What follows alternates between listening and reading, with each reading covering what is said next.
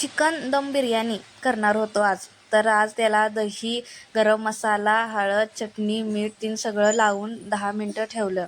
त्याच्यानंतर तांदूळ उकडायला ठेवलं. त्याच्यात खडा मसाला टाकला, मीठ टाकलं, जिरं टाकलं, थोडंसं तेल टाकलं, लिंबू घेतला, पिळून घेतला, त्याच्यात बासमती राईस टाकला.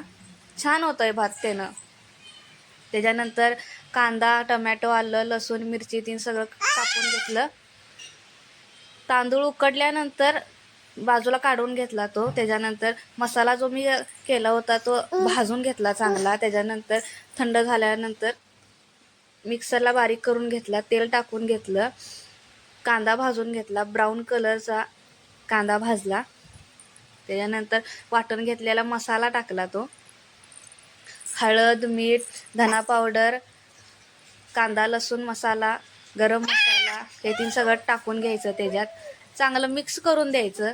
चवीनुसार मीठ टाकायचं आणि मॅरिनेट केलेलं चिकन टाकून घ्यायचं. 10 मिनटं ठेवलं होतं बघा मी फक्त मॅरिनेट केलेलं. त्याच्यानंतर चांगलं त्याला हलवून घ्यायचं. त्याला एक उब टाकायची 10 मिनटं फक्त आणि त्याच्यानंतर बिर्याणीला मस्त भात टाकून दम द्यायचा. वरून थोडा कांदा टाकला, ठेवला होता मी तो शिल्लक. आणि एक टीप महत्त्वाची अशी की तवा ठेवायचा आणि त्याच्यावर पातेलं ठेवून त्याला चांगला दम द्यायचा. चांगली अशी फळफळीत बिर्याणी होते बघा कशी.